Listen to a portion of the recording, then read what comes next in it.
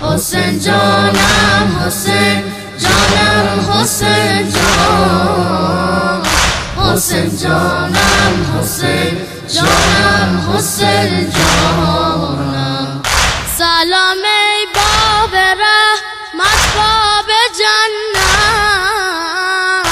سلام ای باب رحمت باب جنت سلام ای رهبر آل محمد علیہ السلام کی شان میں ایک مرتبہ پھر بھی صلوات پڑھ لیں۔ اللہم صلی علی محمد وآل محمد۔ اعوذ باللہ من الشیطان الرجیم، بسم اللہ الرحمن الرحیم۔ الحمد للہ رب العالمین، بارئ الخلائق اجمعین، باعث الانبیاء والمرسلین، والصلاة والسلام علی اشرف الانبیاء والمرسلین، سیدنا و نبینا و حبیبنا و حبیب الہ العالمین ابی القاسم محمد۔ اللہم صلی علی محمد و آل محمد وعلی آلہ الطیبین الطاہرین المعصومین المنتجبین المظلومین الذین اذھب اللہ عنہم الرجس وطہرہم تطہیرا۔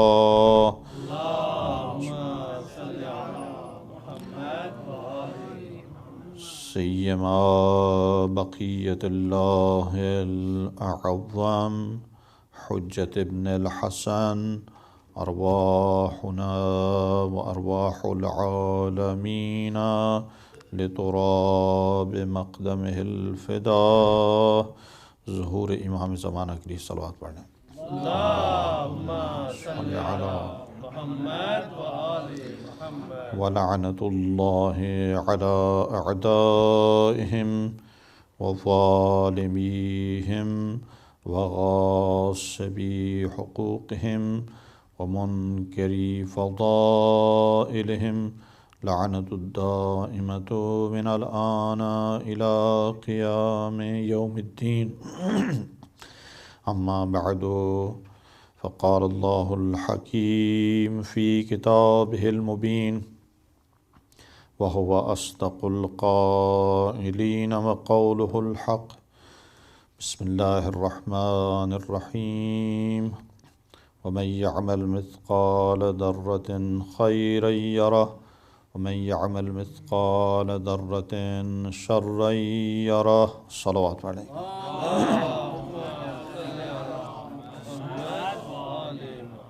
خلاق کائنات کی بارگاہ میں دعا ہے پروردگار ہماری اس مجلس کو اپنی بارگاہ میں قبول و منظور فرمائے، اور پروردگار ان ایام میں جن میں ہم نے عزاداری مظلوم کربلا کی ہے، اس کا بہترین اجر ہمیں نصیب فرمائے۔ خدا متعال جہاں جہاں پر بھی دنیا میں عزادار موجود ہیں ان کی حفاظت فرمائے۔ ایک مرتبہ سب مل کر صلوات پڑھ لیں۔ اللہم صلی علی محمد و آل محمد۔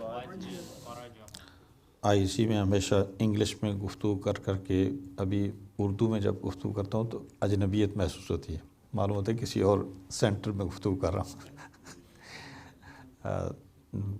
اگرچہ خوب بہرحال اردو اپنی زبان ہے اور اس میں گفتگو کرنے کی ایک لذت محسوس ہوتی ہے، لیکن چونکہ اتنی زیادہ انگلش میں مسلسل خطبے اور مسلسل گفتگو میٹنگز وغیرہ ساری انگلش میں ہوتی ہے تو ایسا لگتا ہے کہ آئی سی میں انگلش میں ہی گفتگو ہونی چاہیے۔ صلوات پڑھیں آپ حضرات۔ صلی علی محمد و آل محمد۔ یہ ایام چونکہ اختتامی ایام ہیں عزاداری کے، تو میں یہ چاہتا ہوں کہ ان ایام میں ہم اس بات پہ غور کریں کہ ہم نے کیا کھویا کیا پایا، اس پہ توجہ کریں، ایک اپنا محاسبہ کریں، اور برکات عزاداری سے متعلق گفتگو کرنا چاہتا ہوں ان 2 دنوں میں، تاکہ ہم یہ جان سکیں کہ یہ جو ہم مجالس منعقد کرتے ہیں اس کے فوائد کیا ہیں ہماری زندگی میں، ہمیں کیا حاصل ہوتا ہے۔ آخر ہم نے یہ مسلسل 2 مہینے یا اس سے کچھ زیادہ عزاداری منائی، تو اس سے ہمیں عائد کیا ہوتا ہے، فائدہ کیا ہوتا ہے، ہماری زندگی میں اس کا نقش کیا ہے؟ کیا یہ صرف ایک رسم ہے؟ کیا یہ صرف ایک ٹریڈیشن بن چکا ہے کہ ہمیں اس کو مکمل کرنا ہے، یا ہماری زندگی میں اس کا کوئی اثر بھی ہے؟ پہلی بات تو یہ ہے کہ اللہ کی ذات نے اعمال صالحہ اور انسانی اعمال کے ساتھ انسان کی زندگی بنائی ہے۔ یہ زندگی جو انسان کی ہے، اس کو اگر عمل میں خلاصہ کر دیں، ہم یہ کہیں زندگی عمل ہے، عمل کے علاوہ کچھ نہیں۔ اگر کسی کو ہم اچھا کہتے ہیں تو اس کے عمل کی وجہ سے اس کو اچھا کہتے ہیں، اور اگر کسی کو برا کہتے ہیں تو اس کے عمل کی وجہ سے اس کو برا کہتے ہیں۔ بس انسان کی حقیقی زندگی اس کا یہ ڈھانچہ نہیں ہے، بلکہ اس کا عمل ہے۔ کئی لوگ بہت خوبصورت ہوتے ہیں لیکن اپنے عمل کی وجہ سے ان کو برا کہا جاتا ہے، بس خوبصورتی معیار نہیں۔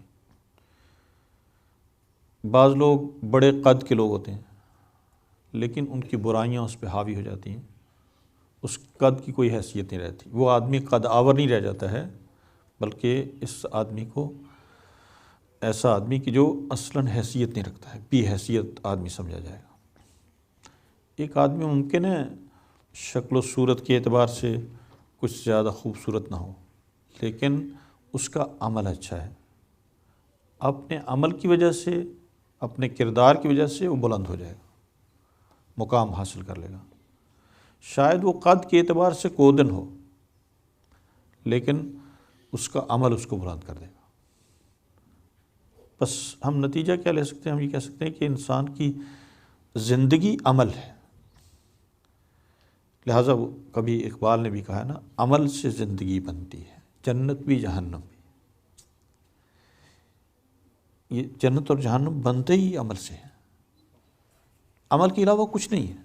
اگر اس انسان سے عمل کو لے لیا جائے تو اس کے پاس کوئی شے باقی نہیں رہ جاتی، اس کے پاس اس عمل کا اختیار ہے، عمل کرنے کا اختیار اس کو دیا گیا ہے۔ لہٰذا یہ جو ہم کہتے ہیں نا انسان کو اختیار موجود ہے، کس شے کا اختیار موجود ہے؟ کیا اسے فکر کرنے کا اختیار موجود ہے؟ نہیں، فکر تو اسے کرنی ہے، یہ کر رہا ہے، اس کے افکار تمام اوقات عمل کر رہے ہیں۔ اگر ہم چاہیں کسی وقت اپنے افکار کو کہیں نئی فکر کرو، کیا رک جائیں گے؟ کیا دماغ فکر کرنا چھوڑ دے گا؟ نہیں، یہ ہو نہیں سکتا ہے، اس لیے کہ اس دل و دماغ کا اختیار اللہ نے ہمارے ہاتھ میں نہیں دیا ہے، اس کا ہاتھ اس کے اختیار اس کے اپنے ہاتھ میں ہے۔ دل دھڑکتا ہے تو اس کے اختیار سے دھڑکتا ہے، ذہن کام کرتا ہے تو اس کے اختیار سے کام کرتا ہے۔ بس جس شے کا انسان کو اختیار دیا گیا ہے، انسان مختار ہے۔ مختار کس بات پہ ہے؟ مختار عمل پہ۔ عمل بھی جب انسان عمل کے لیے آمادہ ہو جاتا ہے، جب تیار ہو جاتا ہے عمل کے لیے، تو وہ مورد ہے کہ جہاں پر اس کو اختیار حاصل ہوتا ہے، اس سے پہلے بھی اختیار نہیں، اور جب عمل سے گزر جاتا ہے اس کے بعد بھی اختیار نہیں، اختیار اس کا سلب ہو چکا ہے، عمل کا وقت گزر چکا ہے۔ جب ایک شے کا عمل کا وقت گزر جاتا ہے تو یہ دوبارہ واپس آنے والا نہیں ہے۔ ایک عاشور جو گزر جاتی ہے دوبارہ واپس نہیں آتی، یعنی کہ اگلے سال آنے والی، وہ جو گزر چکی ہے وہ اگلے سال کبھی بھی آنے والی نہیں، چونکہ جو گھڑی گزر چکی ہوتی ہے وہ دوبارہ واپس تھوڑی آتی ہے۔ اس کو مثلا عربی میں جب ماضی کی تعریف کی ہے، یا مثلا ہم جب انگلش میں بھی تعریف کریں گے، پاسٹ ٹینس ہے کیا، ماضی ہے کیا؟ الماضی ما مضی، ماضی وہ جو گزر چکا ہے، جو گزر چکا ہوتا ہے پھر دوبارہ اٹھ کر تھوڑا ہی آتا ہے۔ یعنی ایک آدمی گزر گیا، ایک مکان گزر گیا، ایک لمحہ گزر گیا، جو لمحات گزر جاتے ہیں وہ پلٹ کر واپس نہیں آتے، اور انسان کو اگلی دنیا میں دیکھنا بھی عمل ہے، اس کے علاوہ کچھ نہیں دیکھے گا۔ اس کو نہیں کہا جائے کتنا قد ہے، کتنا بت ہے، تیری حیثیت کیا ہے، شکل کیسی تھی تیری آنکھیں کیسی تھی۔ خدا متعال وہاں پہ کوئی قصیدہ تھوڑا لکھے گا، شاعر تھوڑا یہ خدا، جیسے شاعروں نے قصیدے لکھنے شروع کیے، فلاں کی آنکھوں پہ قصیدہ لکھ دیا، کسی کے چہرے پہ قصیدہ لکھ دیا، کسی قد بت پہ قصیدہ لکھ دیا۔ اللہ کی ذات تو بروز قیامت کسی کے قد بت، کسی کے شکل و صورت پہ قصیدہ تھوڑا لکھنے والی ہے۔ اس نے کہا میں یعمل مثقال ذرۃ خیرا یرہ، جو بھی عمل انجام دے گا وہ اپنے عمل کو دیکھے گا، نہ شکل کو دیکھے گا، نہ آنکھوں کو دیکھے گا، نہ حیثیت کو دیکھے گا، نہ مال کو دیکھے گا، کسی شے کو نہیں دیکھے گا۔ تناؤ شے جو انسان دیکھنے والا ہے وہ اپنے عمل کو دیکھنے والا ہے۔ عمل اچھا ہے تو اچھا دیکھے گا۔ اور اس کو جب علماء نے عمل سے متعلق گفتگو کی ہے تو رؤیت عمل، یا عمل ایک وجود کی شکل میں سامنے آ جانا، بروز قیامت عمل سامنے آئے گا، دیکھا جائے گا، اس کو ایک حقیقت ملے گی۔ اس کے لیے ایک بحث جو عقائد میں کی جاتی ہے، تجسم اعمال۔ تجسم کہتے ہیں کسی شے کو جسم حاصل ہو جانا، کسی شے کو ایک شکل مل جانا۔ تجسم اعمال یعنی قیامت کے دن ایک ایسا موقع ہے جس دن اعمال کو ایک جسم ملنے والا ہے، عمل کا جسم بننے والا ہے، انسان عمل کے جسم کے ساتھ پہچانا جائے گا۔ یہ جو کہا گیا مبیضۃ وجوہہم یا مسودۃ وجوہہم، کسی کا چہرہ خوبصورت ہوگا، نورانی ہوگا، کسی کا چہرہ تاریک ہوگا، یہ اس کے عمل کی وجہ سے، عمل نے اس کے چہرے کو نورانی کر دیا، عمل نے اس کے چہرے کو تاریک کر دیا۔ بس عزاداری بھی ایک عمل ہے، عزاداری ایک عمل صالح ہے۔ اگر یہ عمل صالح ہے تو انسان اس عمل کو دیکھے گا۔ دیکھیں اگر ہم عزاداری کی تعریف کریں تو عزاداری گریہ وزاری کا نام ہے، رونے کا نام ہے، افسوس کا نام ہے، افسردگی کا نام ہے۔ عزا جب ہم کہا، عزا مصیبت کے کلمات میں سے۔ اگر ہم اسی گریہ کو دیکھیں، رونے کو دیکھیں، تو رونا کئی قسم کا ہے۔ انسانی زندگی میں کئی قسم کے رونے ہیں نا، انسان تو اپنا رونا روتا ہے کئی بار۔ مثلا بچپن میں بچے کا رونا، بچہ کبھی چھوٹی چھوٹی باتوں میں روتا ہے، یہ اس کا بچپن کا رونا ہے۔ ہم سب روئے ہیں بچپن میں، یاد بھی ہے۔ بچپن کا رونا کچھ اور رونا ہے، اس کا رونا جو ہے یہ بہت ہی معمولی چیزوں میں ہے۔ یہ جب روتا ہے تو اس کے تقاضے بہت ہی مختصر تقاضے ہوتے ہیں، یہ کچھ جانتا نہیں، کچھ پہچانتا نہیں، چھوٹی چھوٹی بات پر روتا ہے۔ بچپن کا رونا جو ہے با مقصد نہیں ہوتا ہے، یا اگر ہوتا ہے تو مقصد بہت ہی مختصر ہوتا ہے، بعض اوقات بالکل بلا مقصد رونا ہوتا ہے۔ بس انسان کا عزاداری میں رونا بچپن کا رونا نہیں ہے۔ بعض اوقات انسان خوف سے روتا ہے۔ غار میں بیٹھے ہوئے صاحب جو ہے انہوں نے سانپ کو دیکھا تھا جی، پریشان ہو گئے، قرآن نے کہا کہ رو دیے جی، خوف محسوس ہوا۔ ظاہر سی بات، سانپ کو کوئی بھی دیکھے تو خوف محسوس ہوگا۔ اب ظاہر انہوں نے دیکھا تھا تو ان کو خوف محسوس ہو، کوئی بری بات نہیں ہے، لیکن بہرحال خوف زدہ ہو گئے، پریشان ہو گئے، پریشانی نے رلا دیا۔ ہم بھی بعض اوقات خوف زدہ ہوتے ہیں تو روتے ہیں۔ عزاداری یہ مظلوم کربلا میں رونا خوف زدہ ہو کر رونا بھی نہیں ہے، یہ خوف کا رونا نہیں۔ بعض اوقات مثلاً انسان کبھی اس لیے رو رہا ہو اوہو کیوں یہ تلوار کس طرح چلی، اور پھر انسان خود اپنے لیے تصور کرے اور پھر خوف کھائے اس سے، یہ خوف کھا کر رونے کا نام نہیں۔ بعض اوقات انسان اگر کبھی کسی جگہ ذلیل ہو جائے، اس سے عزت لے لی جائے، اس سے اس کی ناموس لے لی جائے، اس کی ناموس پہ حرف آئے تو رو دیتا ہے۔ کبھی ہوتا ہے نا زندگی میں، کئی بار ایسے ہوا کہ تھوڑا سا ہماری عزت پہ حرف آیا تو اس نے ہمیں رلا دی، پریشان کر دیتا ہے۔ یہ ایک قسم کی گریہ ہے، لیکن یہ احساس ذلت کی وجہ سے ہے، عزت کے ہاتھ سے جانے کی وجہ سے ہے۔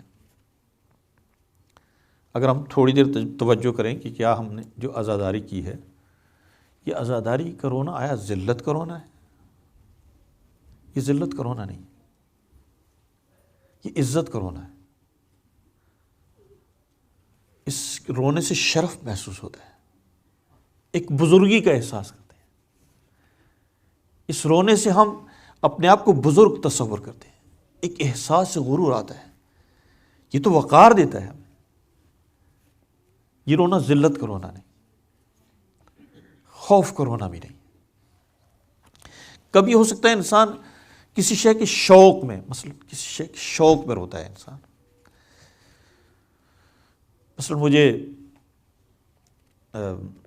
پی ایچ ڈی کرنے کا شوق ہے، مثلا ماسٹرز کرنے کا شوق ہے، تو اس شوق میں روتا ہوں۔ کسی شے کو دیکھنے کا شوق ہے، اس کے دیکھنے کے لیے روتا ہوں۔ شوق دیدار میں، پروردگار کے دیدار کے شوق میں انسان روتا ہے۔ بعض اوقات انسان شوق کی زیارت رکھتا ہے، شوق کی زیارت میں روتا ہے۔ ایک عامل عزاداری میں شوق ہو سکتا ہے، یعنی ایک مومن روتا ہے شوق لقاء میں، شوق ملاقات میں۔ ایک دل میں تمنا ہے کاش میں بھی کربلا میں ہوتا، یا لیتنا کننا معکم فنفوز فوزا عظیما۔ یہ شوق دل میں موجود ہے، اگرچہ کربلا میں نہیں تھے لیکن یہ شوق موجود ہے۔ بعض اوقات رونا بامعرفت رونا ہے، محبت کے ساتھ رونا ہے، عشق کے ساتھ رونا ہے۔ اگر ہم ان رونے کی قسموں میں سے انتخاب کرنا چاہیں، یہ جو ہم روتے ہیں عزاداری میں، یہ کیسا رونا ہے؟ یہ رونا بامعرفت ہے، یہ رونا محبت کا رونا ہے، یہ مودت کا رونا ہے۔ یعنی ہم پہچانتے ہیں کسی شے کو، مقصد کیا ہے، کس شے نے ہمیں رلا دیا۔ یہ زیارت عاشور میں بعض کلمات جو ہم پڑھتے ہیں کہ اے ابا عبداللہ، آپ کو آپ کے مقام سے گرا دیا گیا، التی رتبکم اللہ فیہا۔ ایک مرتبہ ہے اہل بیت اطہار کا، اور اس مرتبے سے گرا دینے کی وجہ سے ہم گریہ کرتے ہیں۔ بس ہمارا گریہ ان کے مقام کی معرفت میں ہے، ان کی مودت میں ہے، محبت میں ہے۔ بس انسان کی زندگی میں 3 مراحل ہیں۔ ایک مرحلہ ولایت ہے، یعنی ولایت اتصال پیدا کرتا ہے، جوڑتا ہے۔ ولایت کس کو کہتے ہیں؟ اتصال پیدا ہو جانا، کچھ چیزوں میں رابطے کا پیدا ہو جانا۔ جیسے یہ تسبیح کے دانے ایک دوسرے کے ساتھ جب مل جاتے ہیں تو ان میں ایک ولایت پائی جاتی ہے۔ مومنین کا ایمان کی وجہ سے، محبت اہل بیت کی وجہ سے ایک دوسرے کے ساتھ تسبیح کے دانوں کی طرح مل جانے کا نام ولایت ہے۔ یہ ایک ارتباط ہے، ایک تعلق ہے، ایک واسطہ ہے، ایک رشتہ ہے۔ یہ محبت اہل بیت ہمیں ایک رشتے میں پرو دیتی ہے، ایک محبت پیدا کرتی ہے، ایک جذبہ ایجاد کرتی ہے، اور یہ ولایت پھر اطاعت میں بدلتی ہے۔ دوسرا مرحلہ انسان کا اطاعت ہے، یعنی ولایت سے انسان اطاعت کی طرف حرکت کرتا ہے۔ اللہ نے ولایت اس لیے رکھی ہے کہ ولایت سے انسان اطاعت تک پہنچ سکے، لہذا جہاں پر آیا ولایت میں کہا انما ولیکم اللہ ورسولہ، تمہارا اللہ ولی ہے اور اس کا رسول ولی ہے، اور وہ جو حالت رکوع میں زکوٰۃ دے وہ ولی ہے۔ اور جب ان کی ولایت کا تذکرہ کیا تو پھر فرمایا یا ایھا الذین آمنوا اطیعوا اللہ واطیعوا الرسول واولی الامر منکم۔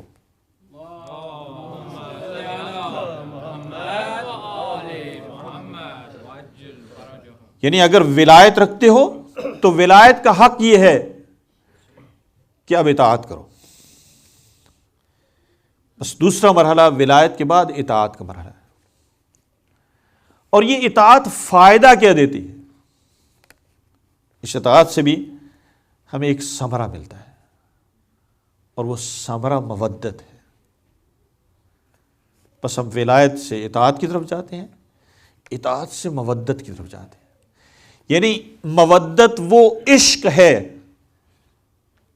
مودت وہ عشق ہے کہ جو اطاعت کے بعد انسان پیدا ہوتا ہے، یعنی ایک ایسی محبت کہ جس میں انسان بغیر کسی جزا کے کسی ذات کے ساتھ محبت کرے، ایک ایسی محبت کرے کہ جس میں اطاعت پائی جاتی ہے، جذبہ اطاعت پایا جاتا ہے۔ اب آئیے ذرا تھوڑی دیر کے لیے اس پہ غور کریں کہ ہم نے کیا حاصل کیا آزاداری سے۔ بعض اوقات اس کو تھوڑی دیر کے لیے بیٹھ کے سوچنے کی ضرورت ہے۔ یقیناً آپ لوگ بھی اپنے طور پر کبھی سوچتے ہوں گے، لیکن اس کو اگر ایک ایک کر کے بیان کر دیا جائے تو آسان ہو جائے گا، اور کبھی بچوں کے لیے بیان کرنا آسان ہو جائے گا کہ ہم آزاداری سے حاصل کیا کرتے ہیں۔ ایک چیز تو بہت آسانی سے کہی جا سکتی ہے کہ کم از کم 2 مہینے اور 8 دن ہماری خواتین کو کھانا نہیں پکانا پڑتا ہے۔ تبرک مل رہا ہے مختلف جگہوں سے، گھر میں کھانا پکانے کی ضرورت ہی نہیں۔ اکانومی وائز یہ سب سے بہت اچھی چیز ہے۔ ہر روز مجلس میں آئے، کھائیں، اس کے بعد گھر چلے جائیں، جا کے سو جائیں آرام سے۔ اگر کوئی اور فائدہ نہ ہو، اگر عزاداری کو کوئی بھی اور فائدہ نہ ہو تو یہ فائدہ ہے۔ اور ہم شیعوں کے لیے تو بہت آسان ہے، رمضان ویسے سینٹر میں گزر جاتا ہے، اور محرم سفر ویسے سینٹر میں گزر جاتا ہے، باقی رہ جاتے ہیں 8-9 ماہ رہ جاتے ہیں۔ تو بجٹ بنانا ایک شیعہ کے لیے آسان۔ صلوات پڑھنے آواز رہا۔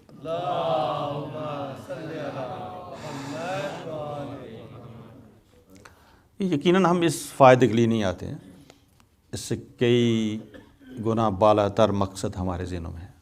عزاداری میں آنے والا ایک معرفت کے ساتھ آتا ہے، ایک شوق کے ساتھ آتا ہے، ایک عشق کے ساتھ آتا ہے، ایک جذبے کے ساتھ آتا ہے، ورنہ کوئی ایسی عبادت، کوئی ایسا عمل دنیا میں بتائیں کہ جس میں انسان خرچ بھی کرنا چاہ رہا ہو، اس میں ٹائم بھی اسپینڈ کرنا چاہ رہا ہو، اور پھر رونا چاہ رہا ہو، خود روئے، اس کا دل روئے۔ اور اگر کبھی علماء تھوڑی دیر کے لیے مصائب نہ پڑھیں، کسی ادارے میں اگر 2-4 دن کے لیے کوئی مولوی صاحب مصائب نہ پڑھیں تو اس کے لیے مصیبت ہو جائے گی، وہ مجلس ہی نہیں سمجھ جاتی۔ اس کی کوئی وجہ ہے؟ یہ ہو نہیں سکتا ہے۔ میں جاپان میں تھا تو ہمارے ایک مولانا تاریخ میں ماہر ہیں، بہت ہی عظیم شخصیت ہیں، اب نام نہیں لیتا ہوں تاکہ چونکہ بہت سے لوگوں نے ان کی کتابیں پڑھی ہیں، بہت عظیم شخصیت ہیں، تاریخ دان ہیں۔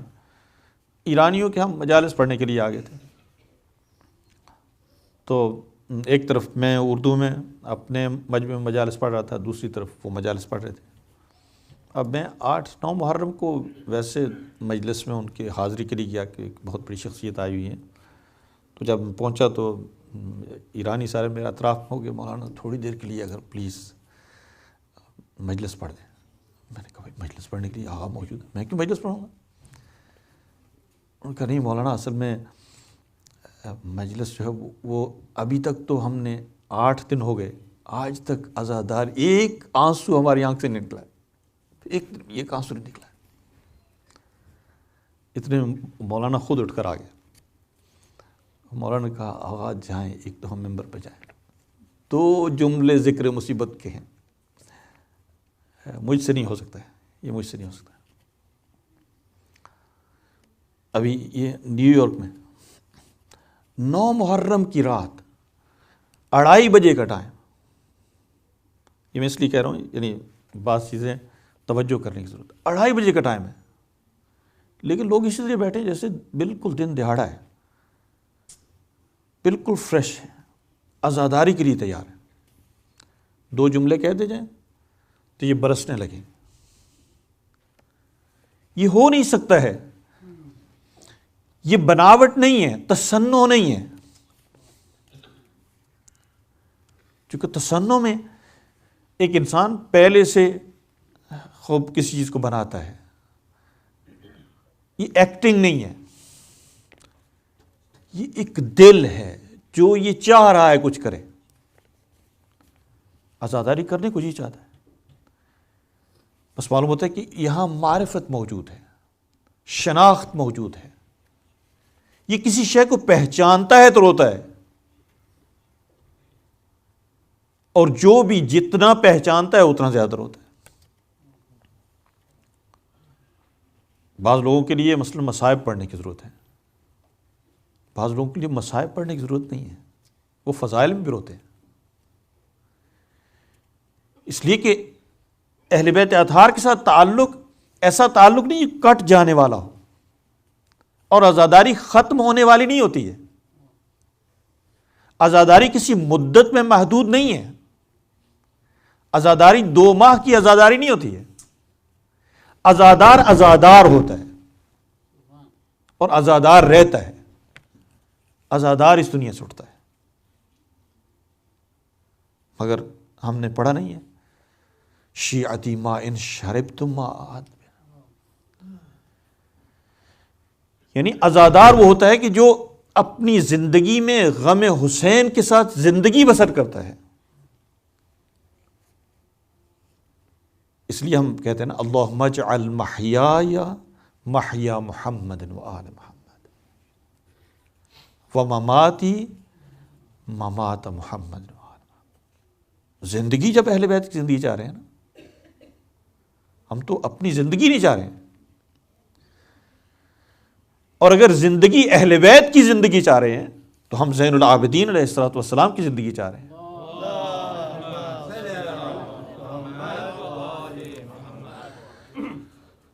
سب سے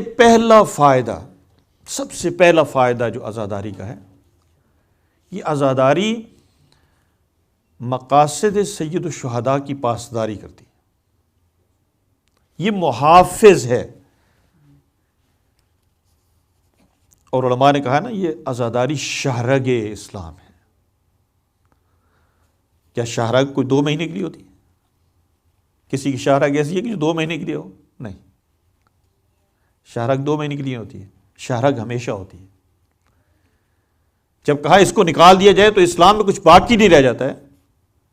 معلوم ہوتا ہے یہ حصہ اسلام کا حصہ ہے، اس کا کسی زمانے کے ساتھ تعلق نہیں ہے. مصیبت کربلا سال بھر زندہ رہتی، اسے سلام نہیں بھیجا جا سکتا ہے، اس کی خداحافظ نہیں کیا جا سکتا ہے. امام حسین وہ ذات ہے کہ جو فطرت تشیع میں ہے، قلب تشیع میں ہے. مگر شیعہ کو حسین سے جدا کیا جا سکتا ہے، یا حسین کو شیعہ سے جدا کیا جا سکتا ہے؟ شیعہ حسینی ہے،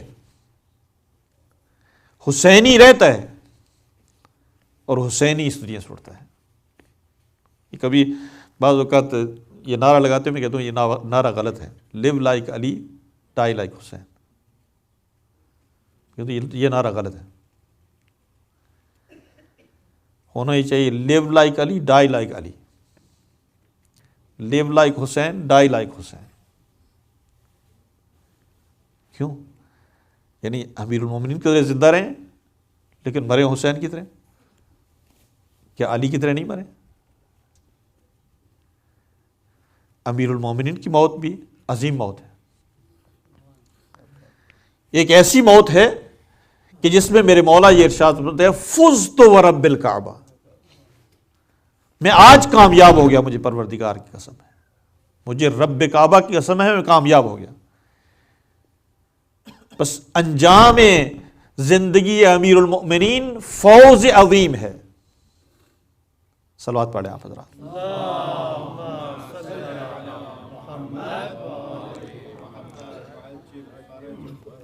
ان مجالس نے مقاصد حسینی کو بچایا ہے. یہی وہ مجالس تھی. لہٰذا اہل بیت اطہار نے مسلسل لوگوں کو ان مجالس کی طرف رغبت دلائی. لوگوں کے گھروں میں اپنے گھروں میں ذاکروں کو بلا کر حضرت سیدہ نے شام میں گھر خالی کروایا. بیوی نے کہا مجھے تھوڑی دیر کے لیے گھر خالی کر کے دے دیا جائے، میں چاہتی ہوں عزاداری کروں، اپنے بھائی پہ گریہ ازاری کروں. پھر مدینہ میں آ کر بس اس کی بنیاد خود اہل بیت اطہار نے رکھی. اس کے ذریعے ہم پاسداری کر رہے ہیں، ہم محافظت کر رہے ہیں مقاصد کی. بس ایک رونے کی ایک قسم کسی کے مقصد کے ساتھ ہم آہنگی ہے، ہدف کے ساتھ ہم آہنگی ہے. یہ رونا اس طرح بامانہ ہو جاتا ہے کہ انسان مقصد امام حسین کو سامنے رکھے اور اس مقصد کے لیے گریہ کرے، اپنی ہمانگی کا اظہار کرنے کے لیے آتے ہیں. ہم شوق رکھتے ہیں، معرفت رکھتے ہیں، ہم اس ہدف کے ساتھ قیام کرنا چاہتے ہیں. یہی وجہ آج مثلا بڑے بڑے علماء اہل سنت کے جب تجزیہ کرتے ہیں تشیع کا، ہمارے ملک کے پروفیسر اسرار حسین جو بہت ہی یعنی متعصب آدمی تھا اپنی زندگی میں تشیع کے متعلق، لیکن جب اس نے اس آئین عزاداری کو دیکھا تو کہتا ہے کہ اگر میں یہ کہوں کہ ایک وہ قوم جس میں فداکاری پائی جاتی ہے، ایثار پایا جاتا ہے، جذبہ پایا جاتا ہے، وہ یہ شیعہ ہے. اس عزاداری نے ہمارے اندر وہ جذبہ شہادت کو زندہ رکھا ہے، ہدف حسینیت کو زندہ رکھا ہے. ہم نے بچایا ہے مقاصد حسین کو، اور اسی عزاداری نے بچایا. ہم نے نہیں، عزاداری نے، اس آئین عزاداری نے. عزاداری ایک سکول ہے، ایک مدرسہ ہے، ایک یونیورسٹی ہے. متاسفانہ بعض اوقات جب یہ نااہلوں کے ہاتھ چڑھتی ہے اور اگر یہ پاسدار ہے مقاصد امام حسین کی، تو اس کے ذریعے مقاصد پہ غور کرنے کی ضرورت ہے، اہداف پہ غور کرنے کی ضرورت ہے تاکہ یہ اس کی حفاظت کر سکے. اس لیے کہ ہر شے کی شرائط ہیں، ہر شے کی کنڈیشنز ہیں. جیسے ہمارے 8ویں امام علی الرضا علیہ الصلوۃ والسلام نے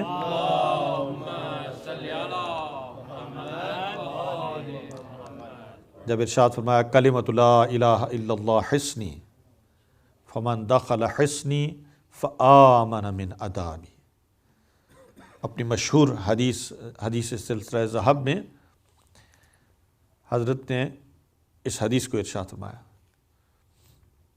کہ یہ کلمہ لا الہ الا اللہ، اللہ کی ذات فرمایا یہ میرا قلعہ ہے، اور جو اس قلعے میں داخل ہو جائے، جو قلعہ توحید میں داخل ہو جائے، وہ عذاب الہی سے محفوظ ہو جاتا ہے۔ فمن دخل حصنی، جو بھی قلعہ الہی میں داخل ہو جائے، فآمن من عذابی۔ پھر اس کے بعد حضرت نے فوراً تھوڑی دیر کے بعد ارشاد فرمایا بشرطہا و شروطہا، اس کی اپنی شرائط ہے۔ ہر شے کے لیے شرائط کا ہونا ضروری ہے۔ اگر عزاداری اہداف حسینی کی پاسداری کے لیے ہے اور اہل بیت اطہار نے اس کا بیج اس لیے بویا ہے تو بشرطہا و شروطہا، اس کی شرائط موجود ہے۔ اگر اس سے وہ شرائط نکال لی جائیں تو عزاداری بعض اوقات ہو سکتا ہے ایک کھوکھلا آئین بن جائے۔ خود عزاداری کی بھی اپنی روح ہے، جیسے عزاداری روح اسلام ہے، عزاداری کے لیے بھی روح مقاصد حسینی ہے۔ اگر اس سے اہداف حسینی کو نکال لیا جائے تو عزاداری ایک کھوکھلا آئین ہے، پھر یہ ایک پریکٹس تو ہے، ایک ایکسرسائز تو ہے، لیکن اس سے کچھ حاصل ہونے والا نہیں۔ دوسرا فائدہ انسانی زندگی میں عزاداری کا، صلوات پڑھیں آپ حضرات۔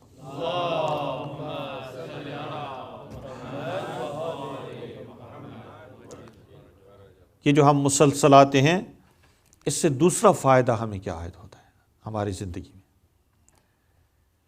عزاداری ہمیں دین کی حقیقت سے آشنا کرتی ہے۔ ایک کوشش یہ کی گئی تھی کہ دین کی حقیقت کو چھپا دیا جائے، ایک ایسا دین لوگوں کے سامنے پیش کیا جائے کہ جو بنی امیہ کا دین ہو، جو سفیانی دین ہو، جو یزیدی دین ہو، ایک ایسے دین کو پیش کیا جائے۔ دین کے چہرے کو مسخ کر دیا گیا۔ آپ آج تصور کریں، گزشتہ زمانے کو چھوڑ دیں، خود آج کے زمانے میں اگر عزادار اور عزاداری نہ ہو تو جو دین باقی رہ جائے گا وہ بنی امیہ کا دین ہے، وہ سعودی دین ہے۔ جو دین باقی رہ جائے گا وہ دین سفیانی دین ہے، وہ یزیدی دین ہے۔ اس لیے دوسروں کے پاس کوئی نمونہ ہے ہی نہیں ہے۔ یہ وہ عزاداری تھی جس نے ابھی تک وہ اسلام کا حقیقی چہرہ دنیا کے سامنے مسلسل پیش کیا ہے۔ حقیقت کی شناخت، حقیقت دین سے آشنائی، یعنی اصل میں مظلوم کربلا ابا عبداللہ الحسین علیہ الصلوۃ والسلام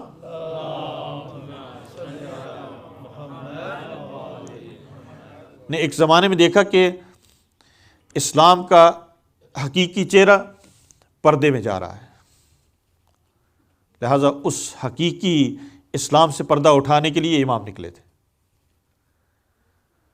اور کربلا کے بعد اہل بیت اطہار نے بھی حقیقت دین سے لوگوں کو روشناس کرنے کے لیے، ورنہ پڑھنے والا دوسرا بھی کلمہ پڑھ رہا ہے، وہ نماز بھی پڑھ رہا ہے، دوسری طرف نظر مانی جا رہی ہے، منت مانی جا رہی ہے، روز عاشوراء روزے کی نیت کے ساتھ بعض غسل کر کے نکلے۔ اور میں نے یہ عرض کیا تھا جلوس میں کہ عمر سعد نے جب لوگ لشکر سوار ہونے لگے تو اس نے یہ جملہ کہا تھا، یہ شعر کہا تھا، یا خیل اللہ ارکبی، اے اللہ کا لشکر سوار ہو جاؤ، وابشری بالجنت، جنت کی بشارت دے دو۔ دیکھا، یعنی ان کے ذہنوں میں بھی، یعنی کربلا میں یہ لشکر حقیقت میں یہ آج کا داعش تھا، آج کے طالبان تھے، یہ آج کی القاعدہ تھی۔ آج یہ جتنے لوگ ہمارے سر قلم کر رہے ہیں، یہ ایسا نہیں ہے کہ اس کو ظلم سمجھ کر رہے ہیں، اس کو برا کردار سمجھ کے کر رہے ہیں، یہ قتل کر رہے ہیں عبادت سمجھ کے۔ یہ وہی شعار ہے کہ جو کربلا میں لگایا گیا، یا خیل اللہ ارکبی، اے لشکر خدا سوار ہو جاؤ، وہ بالجنت ابشری، جنت کی بشارت ہے۔ اب آپ دیکھیں مثلا یہ جتنے بھی انٹرویو سنیں اس میں آپ کو یہی مل رہا ہے کہ ان کو جنت کی بشارت دی جا رہی ہے، برین واش کیا جا رہا ہے، ذہنوں کو تیار کیا جا رہا ہے، افکار اس کے لیے آمادہ ہیں، مدرسے کھولے گئے ہیں، بچوں کی تربیت کی جا رہی ہے۔ وہ یہ کہہ رہے ہیں ہم بچوں کی تربیت کر رہے ہیں۔ بچوں کی تربیت کس لیے کر رہے ہیں؟ تاکہ لوگوں کا گلا کاٹا جا سکے، اور لوگوں کا گلا جہاد کے نام سے کاٹا جائے گا، اسلام کے نام سے، دین کے نام سے۔ بس اگر عزاداری نہ ہو تو جو دین باقی بچ جائے گا وہ یزیدی دین ہے، داعش کا دین ہے، طالبان کا دین ہے۔ جس شے نے ان لوگوں کو جدا کر دیا ہے، متمایز کر دیا ہے، سوسائٹی سے ان کو آئسولیٹ کر دیا ہے، کون سی شے؟ کیا آج آپ دیکھتے نہیں ہیں کہ یہ 20 ملین جو لوگ نکلے، انہوں نے کیا کارنامہ کیا ہے؟ کوئی اسلحہ ان کے پاس نہیں تھا، تلوار لے کر نہیں نکلے ہیں، توپ لے کر نہیں نکلے ہیں، بم لے کر نہیں نکلے ہیں۔ ان کے پاس تنہا اسلحہ جو تھا وہ یا حسین کا اسلحہ تھا، محبت حسین کا اسلحہ ہے۔ اور جس نے اس داعش کے اثر کو کمرنگ کر دیا یا بالکل نابود کر دیا ہے، کہ ایک طرف تو وہ جباریت ہے، وہ قہاریت ہے، وہ نفرت ہے، ایک طرف قتل ہے، خون بہانا ہے، ایک طرف کچھ ایسے ہیں جو خون دینے کے لیے تیار ہے، جان قربان کرنے کے لیے تیار ہے، جان نثار کرنے کے لیے تیار ہے۔ یہ جذبہ ان میں کس شے نے پیدا کیا؟ وہ کون سی شے ہے کہ جس نے اس عمل کو، عمل زیارت کو حج سے بڑھا دیا ہے؟ اور جتنے بھی لوگ ابھی ہو کر آئے ہیں، میں ابھی کل بھی اپنے عزیزوں کے ساتھ بعض جو ہو کر آئے ہیں، ہم لوگوں نے دیکھا کہ خوب جب حج پہ جاتے ہیں تو لوگ لڑتے ہیں، جھگڑے کرتے ہیں، چھوٹی چھوٹی باتوں میں ایک دوسرے کے ساتھ جھگڑ رہے ہوتے ہیں، طواف کرنے کے لیے کوئی ایک دوسرے کو دھکا دے رہے ہوتے ہیں، کوئی آگے بڑھنے کے لیے کوشش کر رہا ہوتا ہے، کوئی کچھ کر رہا ہے۔ لیکن یہ کربلا میں کیا کیفیت ہے؟ یہ 20 ملین کیوں نہیں لڑتے ہیں؟ ان میں جھگڑا کیوں نہیں ہوتا ہے؟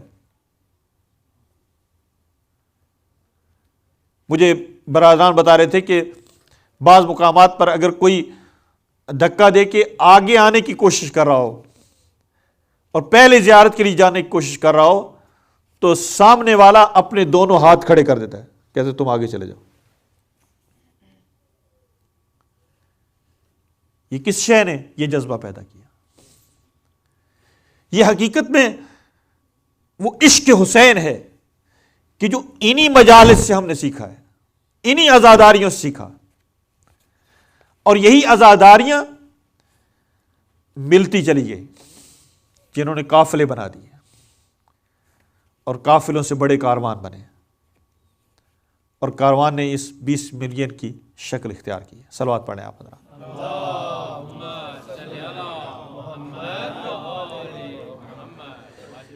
بس آج دو قسم کے دین ہیں، ایک دین دین رحمت ہے، ایک دین دین غضب ہے۔ ایک دین ہے کہ جو محبت کا پیغام دیتا ہے، ایک دین ہے جو نفرت کا پیغام دیتا ہے، ایک دین ہے جو خون بہانے کے لیے تیار کرتا ہے، ایک دین ہے جو خون لینے کے لیے تیار کرتا ہے، ایک دین ہے جو لوگوں کو زندگی دینا چاہتا ہے، ایک دین ہے جو لوگوں سے زندگی لینا چاہتا ہے۔ دونوں میں کتنا فرق ہے؟ عزاداری نے ہمیں وہ دین سکھایا ہے کہ جو لوگوں کو زندگی دیتا ہے، لوگوں سے زندگی لیتا نہیں ہے۔ من احیا النفس کانما احیا الناس جمیعا۔ حسین مظلوم کربلا نے ہمیں یہ سکھایا ہے کہ تم لوگوں کو زندگی دینے کے لیے آئے ہو، لوگوں سے زندگی لینے کے لیے نہیں آئے۔ ہمیں وہ دین، وہ حقیقی دین دیا گیا کہ جس دین میں محبت کے ساتھ پیغام پہنچایا جاتا ہے، دوسری طرف نفرت کے ساتھ پیغام پہنچایا جاتا ہے، تلوار کے ساتھ پیغام پہنچایا جاتا ہے۔ آج ایک تصور جس کو مغربی دنیا نے یا اغیار نے جب دین کے ایک تصور کو پیش کرنا چاہا، اب دیکھتے ہیں نا مثلا آج تجزیہ نگار یا بہت سے ہسٹورین کہتے ہیں اسلام تلوار سے پھیلا ہے، یہ مشہور ہے نا، اغیار کی قلموں میں یہ لکھا ہوا ہے، ان کی تاریخوں میں یہ جملات لکھے گئے، اسلام تلوار کے زور سے پھیلا ہے۔ یہ اسلام جو تلوار کے زور سے پھیلا ہے، یہ وہ اسلام نہیں ہے کہ جو محبت سے پھیلا ہے۔ دو قسم کے اسلام ہیں، ایک اسلام تلوار کے زور سے پھیلا ہے، ایک اسلام محبت سے پھیلا ہے، رحمت سے پھیلا ہے۔ اسلام حسینی ہمیشہ محبت سے پھیلایا جاتا ہے، اسلام یزیدی کو تلوار سے پھیلایا جاتا ہے۔ اسلام حسینی میں یہ کہا جاتا ہے ہمیں کسی بم کی ضرورت نہیں، ہمیں ایٹم بم بنانا نہیں، ہم لوگوں کی نابودی کے لیے نہیں آئے ہیں، ہم لوگوں کی زندگی کے لیے آئے ہیں۔ صلوات پڑھیں آپ حضرات۔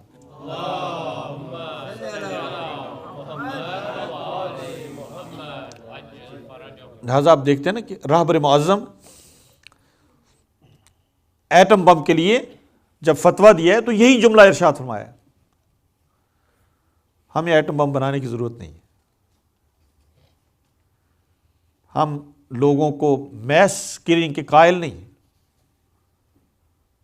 لیکن دوسری طرف ایک ایسا تصور ہے کہ جس میں لوگوں کو سامنے بٹھا کے 200 کی تعداد میں سب کو ایک دفعہ نشانہ بنایا جائے۔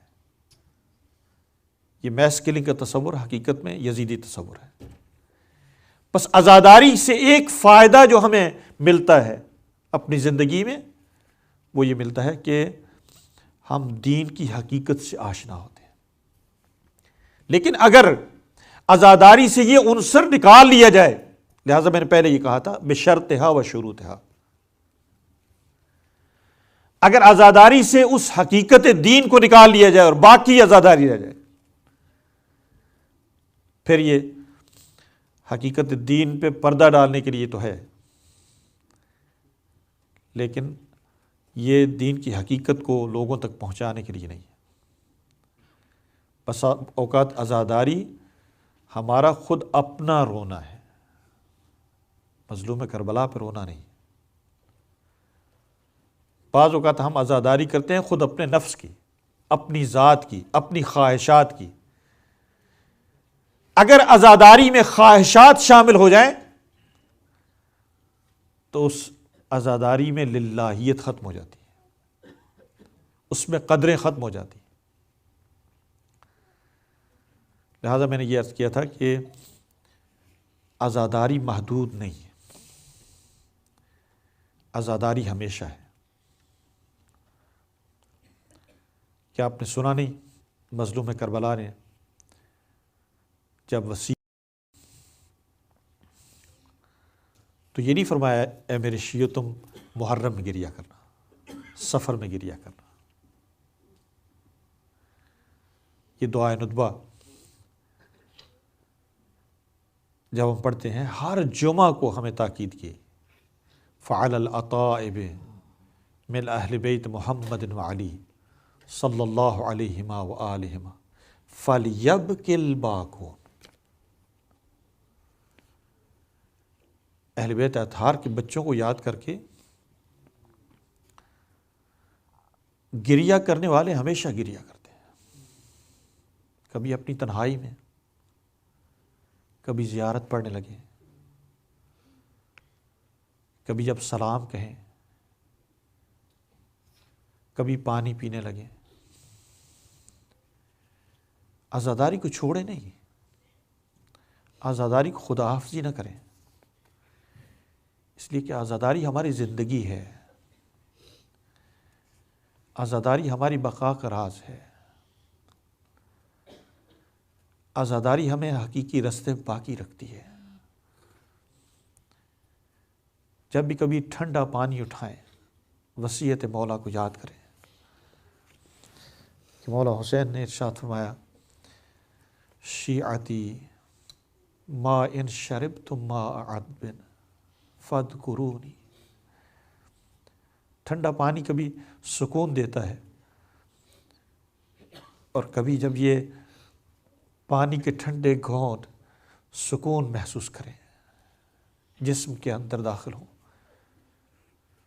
تو اپنے مولا کی بارگاہ میں کہیں السلام علی الحسین وعلی علی ابن الحسین.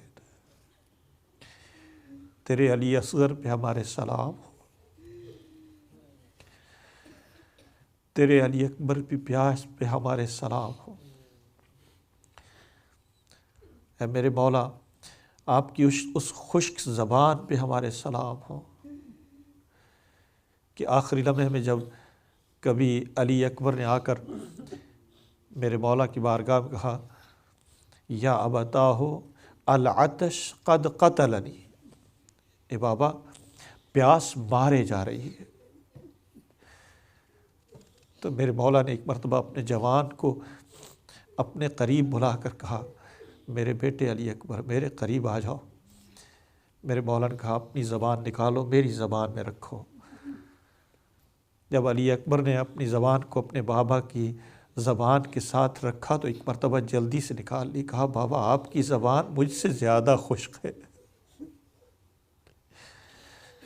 العطش قد قتلنی. پھر میرے مولا نے اپنا عقیق نکالا علی اکبر کی زبان کے نیچے رکھا. کہا میرے بیٹے علی اکبر تھوڑی دیر کے بعد میرے نانا رسول اللہ حوض کوثر سے پانی پلانے کے لیے آئیں گے. تیری ماں زہرا منتظر ہے تیری میرے بیٹے. تیری نانی زہرا دیکھ رہی ہے کب میرا علی اکبر میرے پاس آئے گا، میں حوض کوثر سے سیراب کروں گی. پھر میرے مولا نے کیا کہا، دیکھیں عزاداری کس کو کہتے ہیں.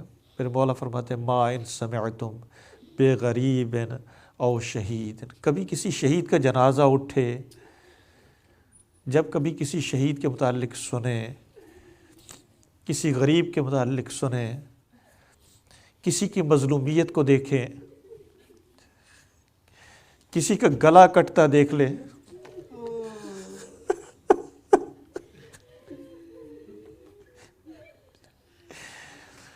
تو عزیزو ایک مرتبہ اس کو یاد کر لیں جس کے متعلق کہا گیا المذبوح من القفا، جسے جب ذبح کیا گیا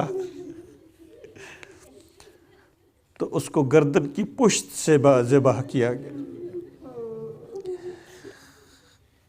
ما ان سمعتم بغریب او شہید فاندبونی. اور پھر میرے مولا نے ایک لمحے کو یاد کیا کہ میں اکثر یہ عرض کرتا ہوں کہ ایک ایسی مصیبت ہے کربلا کی سرزمین میں، ایک ایسی مصیبت ہے جو میرے مولا کو اپنی شہادت کے بعد بھی بھولی نہیں ہے.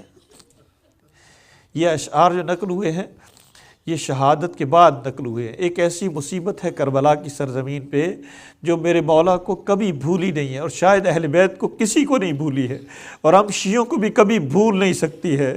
میرے مولا یہ فرماتے ہیں کیفا استسقی لطفلی، میں نے کیسے علی اصغر کو اٹھایا،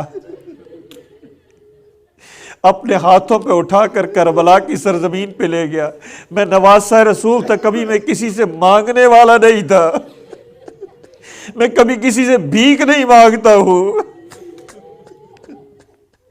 لیکن کربلا کی سرزمین پہ مجھے حجت تمام کرنے کے لیے کیف استسقی لطفلی، میں نے کیسے پانی مانگا مجھے معلوم نہیں ہے.